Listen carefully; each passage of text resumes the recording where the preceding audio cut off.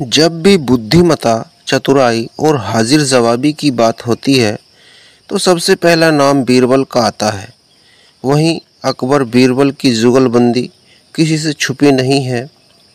ऐसा कहा भी जाता है कि बीरबल को बादशाह अकबर के नवरत्नों में से एक अनमोल रत्न माना जाता था। अकबर बीरबल से जुड़ी ऐसी कई कहानियां हैं जो हर किसी को गुदगुदाती है, साथ ही एक खास सीख भी दे जाती है। अकबर बीरबल की कहानियां हमेशा से सभी के लिए प्रेरणादायक रही हैं। बीरबल ने अपनी चतुराई और बुद्धिमत्ता से कई बार बादशाह अकबर के दरबार में आए पेचीदा मामलों को सुलझाया, साथ ही बादशाह अकबर की ओर से दी गई चुनौतियों को सहर्ष स्वीकार कर उनका हल निकाला। बेशक ये किस्से कहानियाँ सदियों पुरानी हैं, लेकिन वर्तमान में भी इनका महत्व कायम है। अगर आप अपने बच्चों को मानसिक रूप से मजबूत बनाना चाहते हैं या उसे यह सिखाना चाहते हैं कि कैसे हर समस्या का हल शांत रहकर वे दिमाग का इस्तेमाल करके किया जा सकता है, तो इन कहानियों को अवश्य सुनें। अकबर बीरबल की कहानी, सारा जग बेईमान। बादशाह अकबर और बीरबल हमेशा की ही तरह एक दिन बैठकर अपनी प्रजा के बारे में बात कर रहे थे। बातों ही बातों में बादशाह ने कहा कि बीरबल, तुम्हें पता है हमारी प्रजा बेहद ईमानदार है।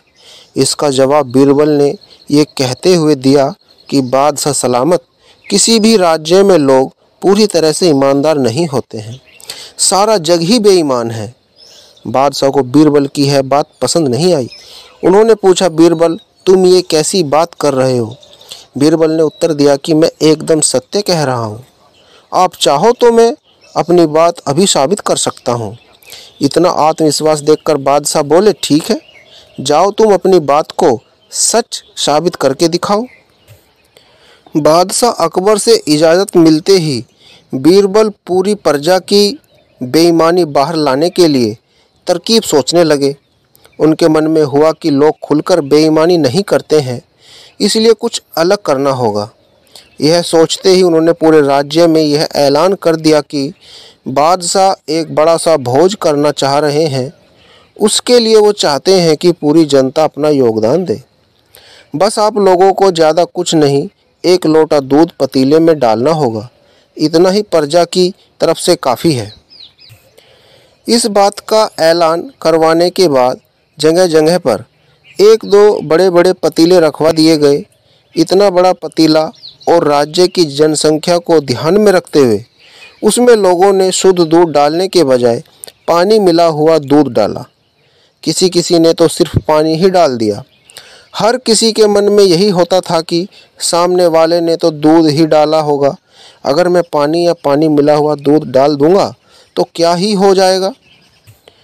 शाम तक पतीलों में दूध इकट्ठा हो गया। बीरबल अपने साथ बादशाह अकबर और कुछ रसोइयों को उन जगहों पर ले गए जहां पतीले रखे गए थे। बादशाह ने जिस भी पतीले में देखा तो दूध नहीं, सिर्फ सफ़ेद पानी ही दिखा। रसोइयों ने भी कहा कि महाराज, ये दूध नहीं है, ये सारा पानी ही है। इसमें मुश्किल से आधे से एक लोटा दूध होगा, जिसकी वजह से इसका रंग हल्का सफ़ेद है, वरना ये पानी से ज़्यादा कुछ नहीं है। इन सारी चीज़ों को देखकर बादशाह अकबर हैरान हो गए। उनके मन में हुआ कि मैं तो सबको ईमानदार समझता था, लेकिन बीरबल की ही बात सच निकली।